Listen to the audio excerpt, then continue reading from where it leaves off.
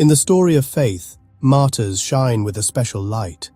These are men and women who held on to their beliefs so tightly that nothing, not power, riches, or even death, could make them let go. Their stories are not tales of sadness, but of incredible strength and courage. They remind us that some things are worth standing for, no matter the cost. The martyrs answered the question of ultimate loyalty with their very lives. They chose faith over fear, conviction over comfort, and left a legacy that has inspired millions. In the early days of Christianity, their sacrifice held unique power. The faith was new, often misunderstood and persecuted. The martyrs became heroes, proof that this new way of seeing the world was worth living and dying for. Their unwavering devotion helped the faith to spread, showing that love and truth could outshine any emperor or army. Among these shining lights, one name stands out: George. Soldier saint and dragon slayer, his story is one of incredible bravery and unshakable faith. For nearly 2,000 years, his story has inspired people to find courage, stand up for what is right, and believe in the triumph of good over evil. This is the story of St. George. Our story begins in Cappadocia, a crossroads of cultures in modern-day Turkey. Around the year 280, George was born to noble, devout Christian parents. His father, a Roman officer, and his mother, a woman of deep faith, raised him with the teachings of Christ. George learned about love, compassion, and the promise of eternal life. He grew up in a world where being Christian was dangerous, but faith was his family's strength. As a teenager, George lost both parents. Alone but determined, he traveled to Nicomedia to join the Roman army, carrying with him the lessons and faith of his childhood. He was young, but mature beyond his years, committed to serving both his empire and his God. This dual loyalty would soon be tested in ways he could never have imagined. George was ready to serve, full of hope and ambition, but he carried a powerful secret. He was a follower of Jesus Christ. In the Roman Empire, that secret could cost him everything, and soon it would. In Nicomedia, George's noble birth and skill quickly set him apart. He rose through the ranks, becoming a high-ranking officer in the emperor's personal guard. Serving under Emperor Diocletian, George enjoyed wealth, status, and influence. Yet he never forgot his faith, practicing Christianity quietly amidst the pagan court. He was known for fairness, bravery, and compassion, using his position to help the poor. For a time, it seemed possible to be both a loyal Roman and a faithful Christian. But Diocletian saw Christianity as a threat to Rome's unity. The peaceful balance George maintained was about to shatter. Soon, he would have to choose loyalty to his emperor or to his God. The cost of that choice would be everything. The test was coming. In 303, Emperor Diocletian, urged by Galerius, launched the Great Persecution. Edicts ordered the destruction of churches, burning of scriptures, and removal of Christians from power. Christians were forced to renounce their faith or lose everything. Many were arrested, their property seized, and their communities scattered. The empire's full might turned against them. Later edicts targeted clergy, filling prisons with bishops and priests. The final edict demanded everyone sacrifice to the Roman gods or face torture and death. There was nowhere left to hide. Every Christian faced a stark choice: deny their faith or risk everything. George, now a high-ranking officer, saw the fear and suffering around him. His own faith, once private, was now a crime. He could have stayed silent, made a token sacrifice, and saved himself. But George was not a man to stand by in the face of injustice. He was about to make his stand. As persecution raged, George could no longer hide his faith. He gave away his wealth, freed his household slaves, and prepared for what lay ahead. Then he walked into the imperial court and declared before Diocletian and his officials, "I am a Christian." He condemned the cruel edicts and defended his fellow believers. He proclaimed the one true God, rejecting the Roman idols. The court was stunned, one of their own officers openly defying the emperor. Diocletian, shocked and angered, tried to persuade George with promises of riches and power. George refused, saying his true treasure was in heaven. The emperor's offers turned to threats of torture and death. Still, George stood firm, his loyalty to Christ unshakable.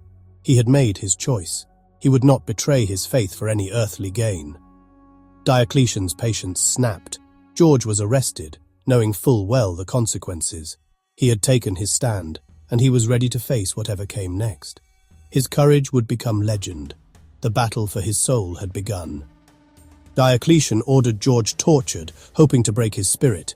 George endured horrific torments stretched on the rack, torn with iron claws, yet he prayed, drawing strength from God. Then, a miracle, a bright light filled his cell, and his wounds were healed. The guards were astonished, but Diocletian dismissed it as trickery and ordered even harsher tortures. George was tied to a spiked wheel, but the device shattered, leaving him unharmed. Witnesses began to question their beliefs, seeing a power greater than the emperor's. Diocletian, unmoved, threw George into a pit of quicklime for 3 days. When the pit was opened, George emerged alive, praying peacefully. Each new torture brought a new miracle: red-hot nails, poison, nothing could harm him. News of the unbreakable soldier spread through Nicomedia. George became a living testament to the power of faith. His suffering inspired hope among persecuted Christians. He was no longer just a defiant officer, he was a legend. His endurance was a sermon written in courage and sealed with miracles. The empire could not comprehend his strength. George's faith was unbreakable. His story was unstoppable. George's miracles moved many, including 2 imperial officials who declared their faith and were executed. But the most remarkable conversion was Empress Alexandra, Diocletian's wife. She witnessed George's endurance and the miracles surrounding him. At the Temple of Apollo, as George prayed, the pagan idols fell and shattered. Alexandra rushed forward, declaring her faith in George's God before the entire court. Diocletian, enraged and betrayed, condemned her to death. Alexandra died peacefully, a martyr inspired by George's example. George's faith remained unshaken. He had faced the emperor, endured pain, and inspired even the empress.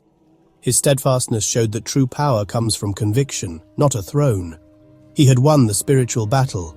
Only the final, earthly price remained. The empire's might could not conquer his spirit. The end was near.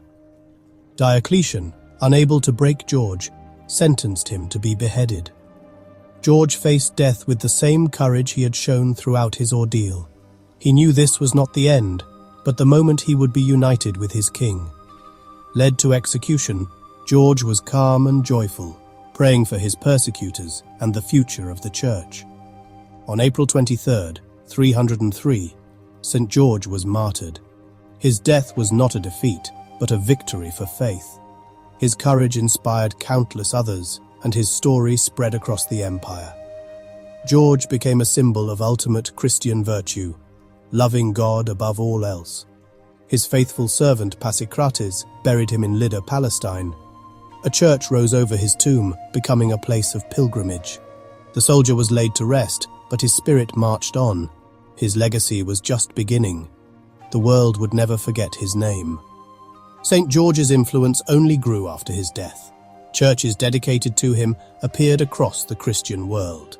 He became one of the most venerated saints in both East and West. His feast day, April 23rd, is celebrated by millions. The legend of the dragon, popularized in the Middle Ages, tells of George saving a princess and slaying a beast in exchange for the town's conversion.